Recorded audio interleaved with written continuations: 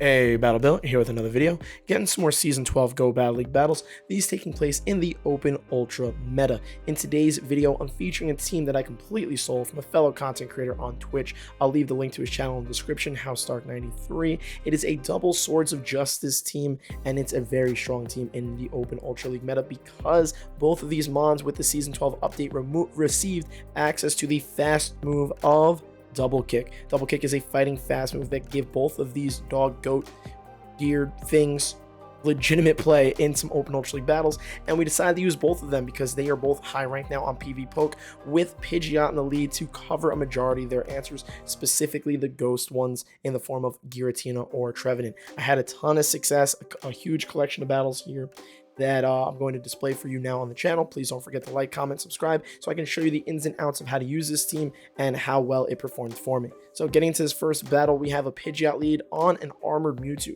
Yeah, my elo's kind of tanked. I started trying Open Ultra with another team before this because I wanted to get some Weather Cup battles and some Open Ultra League battles for you guys, give you a variety.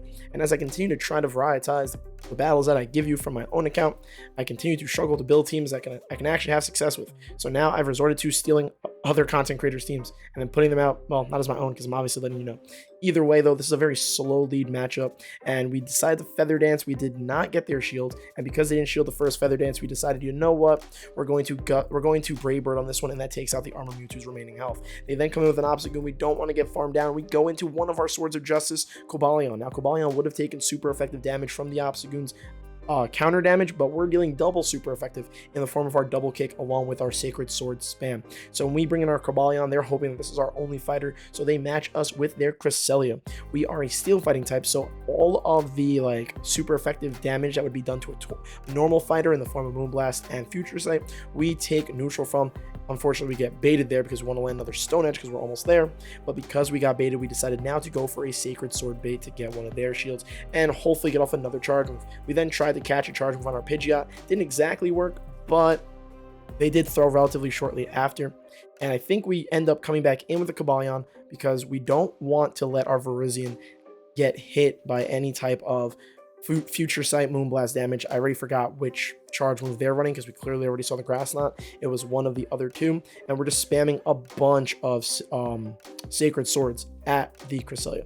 They get to another charge move here, going to be the Moonblast. We're going to take out our remaining health. Now, the huge thing about both of these Swords of Justice mons is they're pretty bulky, which is what gives them the optimal play for Open Ultra League. That's a super effective Moonblast, and it only did about 2/3 of Verizion's health, and you'll notice the counters and this neutral cross chop don't even take out the Verizion's remaining health. We're going to get off a Sacred Sword here. This will do double super effective, almost one-shot in the Obstagoon. We're able to farm down. They have no shields. We throw the Leaf Blade, and we're able to win match number 1 just based purely off of Verizion's huge bulk. I also love, even though it's a grass fighting type and takes double super effective when faced with a flyer, I love that it has that grass typing because it gives it huge play against other meta staples like Swampert. Getting into this next matchup, we have a Pidgeot on a Typhlosion lead. They're going for a charge move here. Typically with the Pidgeot, you want to shield the first move because then you can technically Feather Dance your opponent with the first charge move and then guaranteed debuff them. Sometimes they won't shield and you'll take them out. Sometimes they won't shield and it won't do any damage. So it's a hit or miss type play. Pidgeots are known to shield their first moves for that reason, so do be careful of getting baited in those kinds of situations. They come in with a Cough Egregious and I'm like, wait a minute. You let your Typhlosion go down, and this was your answer to my normal flying type, your ghost type that does have access to a move that can hit for neutral damage in the form of Psychic and or Dark Pulse, but as you'll notice, because we Feather Dance once, that literally did no damage. So we go in with Virizion here because even though, fighting against Ghosts is not ideal, Virizion does still have access to Leaf Blade and allows us to hit for some neutral damage. They're going to throw a debuffed but super effective Psychic, which is going to continue to show you the pure bulk of the Virizion in this matchup. Now you'll notice this is a double ghost team and our Pidgeot is relatively down for the count, so it's up to our sword boys to essentially beat ghost types as fighters. We're going to be spamming the hell out of some stab Leaf Blades. You definitely don't want to throw Sacred Sword here against the Trevenant because it's a ghost type that'd be double resisted, whereas the Leaf Blade would be single resisted because the Trevenant's, grass typing. And then we come in with the Pidgeot, hoping that they don't have enough energy to Shadow Ball take us out. They decide to throw a Seed Bomb here, which is a mistake because it allows our gusts to go through and do a heap of damage to the Trevenant. We then come in with our Cobalion. we're a little bit worried about a Shadow Ball, so we're going to try to preserve our Cobalion's health, and we end up getting Seed Bombed. You know what's awkward? I put the shiny Virizion on screen because I remembered that being shiny. I completely forgot the Cobalion I'm also using is a shiny, and the regular one's on screen. Oh well. Either way, we're going to throw back-to-back Sacred Swords because we went for the farm down on their Ghost type with our Fighting type. Isn't that a crazy concept? We get both of these Sacred Swords out, and we're able to win this match and overcome the negative matchups of double Ghost against double Fighter.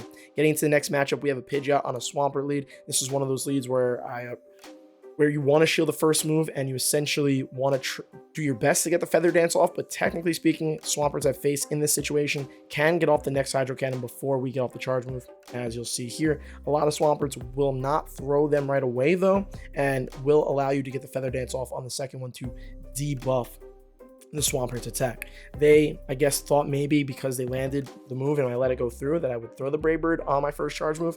I ended up not, and because of the fact that we've now debuffed their attack, we can no shield the charge move coming through, go for another Feather Dance. I don't think this takes out, but maybe it can get a shield. It gets them super close. We try to get the Gust through. It does not register because it is a 4-turn move. They're able to get to another Hydro Cannon and win the one shield just barely. We come with Cobalion to build up some energy, and we're waiting to see what they come in to match us with. They come in with another Trevenant. So this matchup not looking great, especially because the whole idea of this team is to be ABB and probably swap out of matchups, but it makes it hard when, you know, you're ABA strong to teams. You don't really want to swap in your other counter, and you can't swap in the thing that loses. It's not like I can bring Cobalion into Swampert. That wouldn't be ideal. So in this kind of situation, we're stuck facing these Trevenants in the back. We are able to make a huge catch on their Trevenant though, and catch a Seed Bomb, which is resisted, instead of allowing a Shadow Ball to go through onto our Virizion. And we knew they were going to throw the Seed Bomb there because our Cobalion's health was so low. They then match our Grass Fighting type with a Poison Jab, Alolan Muck, which is the least ideal in this circumstance, because with Virizion, we're going to take super effective damage from all the poison damage. Now, the positive here for Cobalion is the fact that it's a steel fighting. So at least we double resist. The problem is we're so low on health, we still need to shield the double resisted acid spray, which does not do a lot of damage. Then we get huge lag and we're able to farm down. I think they should have gone to another move. At the very least, they should have been able to maybe jab me down. Actually, I should have taken this match out of the set. I forgot this match happened, but we lost anyway. So we're going to get off back-to-back Sacred Swords, and well, we were trying to at least, but the Shadow Claw went through, and because we were debuffed, it ends up taking us out. So even despite the lag, we end up losing, and again, showing you why when you're playing this team, you need to do your best to try and lure the Trevenant out so the Pidgeot can line up against it and completely wall it. Getting into this next matchup though, we have a Pidgeot on a Shadow Dragonite lead, and you'll notice I'm still not swapping out until I've thrown a move, just because the fighters have a bit of an awkward matchup against Dragonite.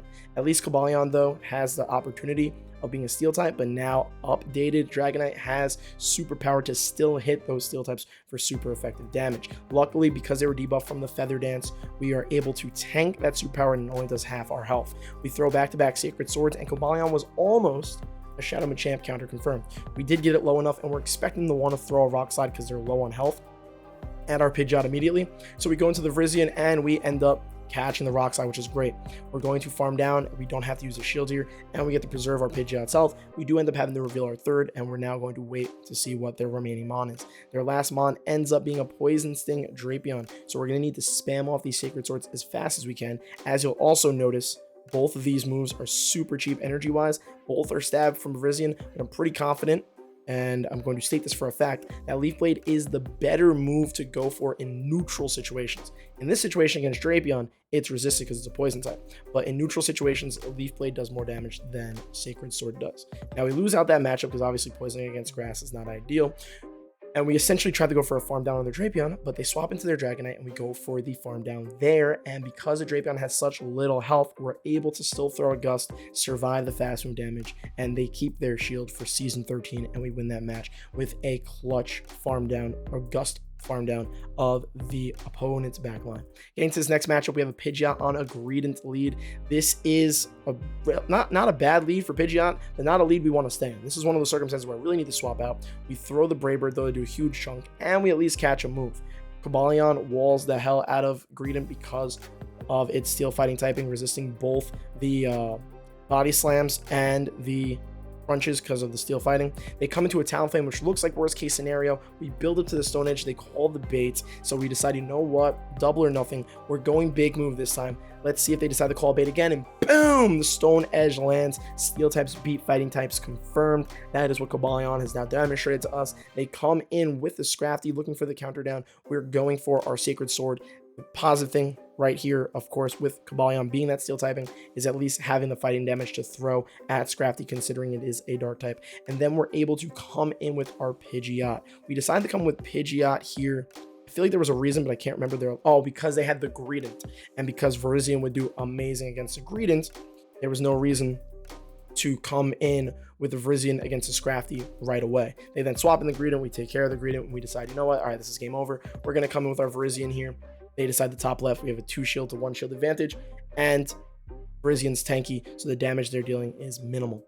We lose this lead. We save swap into our Cobalion here. Our opponent's staying in, maybe because they have access to Earthquake, which would be super effective against Cobalion steel typing, but we're going to still be spamming these Sacred Swords, and honestly, they should have just swapped right away, because Giratina Altered is the ghost, 1, that we want to lure out, 2, that does a good job putting up a fight against Cobalion. I don't want to say that it walls Cobalion just because of the fact that we can throw neutral Stone Edges, and the Giratina technically, now that it runs Dragon Claw and Ancient Power again, because Ancient Power got that buff from this season, they throw nothing but resisted damage to us. If they were running Shadow Sneak, this would be a little bit more of an unfortunate matchup, because that'd be neutral against our Cobalion.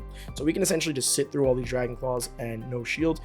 The switch timer runs out. We save the energy on Cobalion. We come in with our Pidgeot, but their switch timer ends up running out also, and they swap back into Walrein. They're going to throw some super effective Icicle Spear damage at us. We're going to go for the Feather Dance. This is not going to take out, but it will put them in potential farm range. So they decide to shield though, and of course it's a nice bait. That's the other part to consider here, is that, you know, it could have been the Brave Bird to take them out. We have no intentions of preserving our Pidgeot here, just because we want to try to get additional farm against the Walrein. We're throwing the Sacred Sword. We end up taking out their Walrein. We're expecting the Giratina to come in. We have shield advantage, which is looking okay considering the circumstances, and we were almost able to get to the Stone Edge before they threw a move, so now we're stuck for shielding a Dragon Claw, unfortunately, but the Stone Edge should either almost take out or get the opponent's last shields. It almost takes out. We come into Virizion. Our goal is going to be to double kick farm down, but they swap, and they swap into the best possible matchup for our Virizion in this situation. Ends up being the Swampert. We're able to spam Leaf Blades, get both of them up before they can even think about throwing their big charge move, not even getting to the Sludge Wave in time. Leaf Blade one-shots a Swampert, and that is GG, winning that match with a 1 shield advantage. Getting to the next match, we have a Pidgeot on a Tapu Fini lead. This is another odd matchup where we don't really want to swap out, because of course we have fighters in the back, but they decide to swap out, and they catch a Brave Bird on their Registeel, which is huge for them, but we have double fighters, and we're gonna go into Virizion. We don't want to go into Cobalion here, because we don't want our Cobalion to be taking super effective damage from the Focus Blast that the Registeel can throw.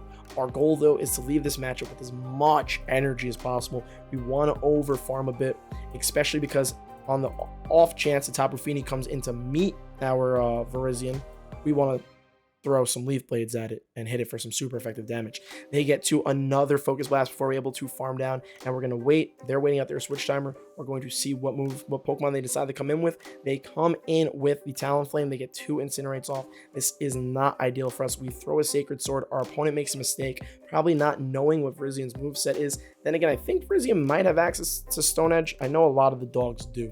It might be like a move that it can run, so maybe they were looking out for that. That's possible, but the main moves that you want to recommend is Leaf Blade, Sacred Sword, for the reasons that you've seen Leaf Blade hitting Swamperts and Sacred Sword just being such a good fighting move that you essentially need it to make fighting use out of your Virizion.